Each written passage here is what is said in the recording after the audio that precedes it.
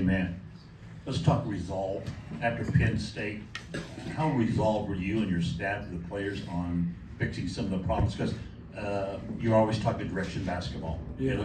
It looked better tonight than it did against Penn State. Yeah, I think in the first half we did some really good things offensively, but we didn't make shots. So it comes off as that you're struggling when in reality you're doing some good things. I thought it took us, a half to really, and it helped us. With that being said, that Reese got into foul trouble. Those guys didn't score a bunch in the first half. They just got every rebound. So Maryland was +9 on the glass, and then in the second half we did a much better job. I think we were +6 if I'm not mistaken. So that kind of adjusting to that, those guys are aircraft carriers. They got great size, great skill. Queen's fabulous. The way he can pass, and he's 2 for 10. He's 0 for 10 from 3 coming into the game, and he makes a couple of them. Just kind of shows you his upside with his ability to pass and rebound. Anytime you have that combination, we used to have it with Travion. You really help your cause because you got a big that can see over everybody and pass the basketball, and they can pass at an elite level and they can rebound at an elite level. And then his ability to dribble and spin and do stuff, very, very uncanny. You don't see that a lot, but he's got a bright future. But no, just proud of our guys for hanging in there, and obviously helps our morale when we make shots and trying to build off of it. And I think you saw a lot of good execution in the game on our end, but more shot making in the second half. And anytime you're making shots, now you got a better chance just because you're setting your defense. And hey man, at the start of the second half there, did you set that up particularly for Lawyer to bury those 2 threes in a row there that kind of gave you some momentum going? Yeah, the one was, yes. The other one was just playing. Okay. Yeah, but PJ did that. Yeah, PJ did a good job. He did a good job of kind of running the game and kind of they'll mix things up. They switch 5 ways, like the first play of the second half, we're yelling it out, and then we throw it right to him for a pick 6, and that's where he's great. He's great at switching things man to man, but only switching with his 3 guards, then go into a matchup zone that falls back into a man. Then he'll switch 5 ways, so like you can run things or call certain things, and then he's changed, and it makes it hard. You got to be able to play basketball, and obviously we're very fortunate to have Braden because I thought he took over the game in the second half. Made shots, but also made some big plays and some big passes. On Braden, just the way that he came out from the start, kind of on the attack, being aggressive, that seemed to get things in sync that might have carried on even through the rest of the game. Yeah, just looking for his, especially in transition and especially in ball screen action.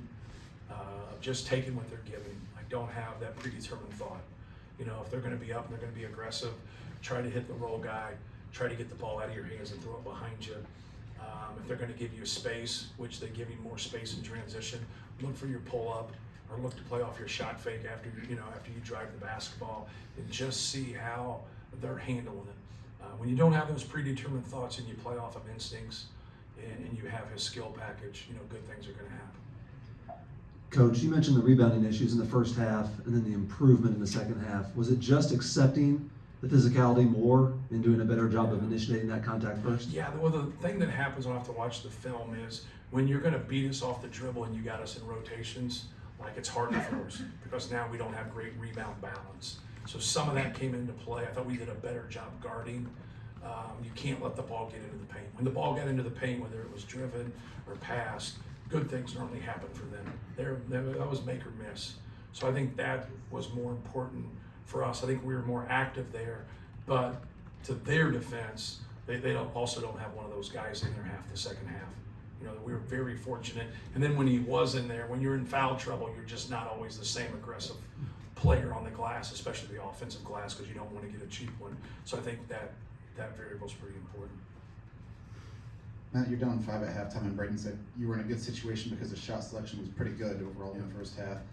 Is there something to be learned over the course of becoming kind of a veteran that you don't panic in those situations and realize just keep doing what we're doing because we're doing the right things? Yeah, you just try to feed them the accurate numbers. So like when you have 2 turnovers at half and you've taken shots, I thought we had a handful of possessions where our size didn't really crash the glass. You saw Miles get in there and some putbacks there that really sparked us to got us going. But I thought we had some opportunities with our 4 and our 5 that just floated back in transition defense. You got to be able to steal some points there because we missed some shots at the rim. And Derek Queen blocked a couple. Reese blocked, I don't know if he blocked a couple, but he definitely changes things. Yeah, he had 2 blocks, Queen had 2 blocks. So like when you get there around the rim, sometimes it's not always that first shot. It can be that second shot if they overdo some things. But I thought they kept their poise. We just kept saying how we were getting the shots that we wanted, and that was the case the other night against Penn State. We weren't getting shots. To have that stat and say at the end of the game, and I know at the end, it got a little lopsided and it moved back in our favor, but we shot a better percentage than them. Nobody would have walked out of that gym and said that until you grabbed a box score, right? It was just a blowout. It was a 30-point blowout that ended up at 11. And when you get there and you look at that, you're like, well, you have 24 possessions where you don't have a shot. Just give yourself a chance. And I thought tonight we got really good shots and we gave ourselves a chance. It's not been common the last couple of years that you've gone into games with the smaller front court. Have you kind of had to view things a little bit differently? Have you taken anything from what people have been trying to do to you for 5 years? Right. Yeah, you definitely know how they're going to attack that. That's not hard to figure out after the dudes we've had. But just trying to defensively get them where a lot of times when you're overmatched, you do something stupid. You just you hold somebody, you grab somebody, or you arm bar past 12 feet. You just do stupid things because physically you're overmatched and mentally you just let it happen. Well, don't let it happen. Just do the best you can. Like the one time Cam went back and got Derek Queen and he didn't move him.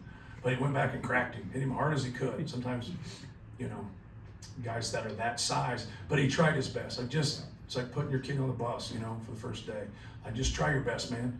Just go there, but we got to trade out somewhere. Right? So we got to trade out. We got to space him and bring one of those big guys out and make him play that way. So I thought Cam had some good trade out. Obviously you look at Derek Queen's numbers, you look at that there wasn't a head-to-head battle, any stretch of the imagination. But when we do that, when we run stuff, and now we can stick him behind the ball or away from the basketball, they either got to stay out or he gets a shot. And then now, if they do, those pocket passes are because of spacing. And now getting the ball in there to Trey, right in that little sweet spot right there where he can shoot hooks, dump down, or spray out. That's all because of spacing of those guys. But yeah, it's a difficult chore. It's a difficult chore. Those guys are really good players, very good physical presence.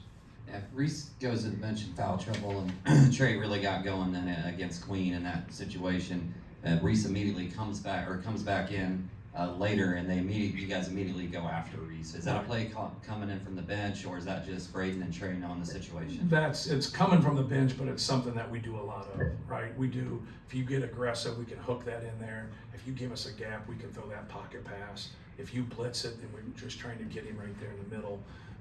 So just trying to get him that basketball there and then be aggressive. We let him know he's got 4 fouls, but he's still going to go after those guys. Well, when he establishes that, think of our Alabama win here and think of this win, and then go look at Trey's line.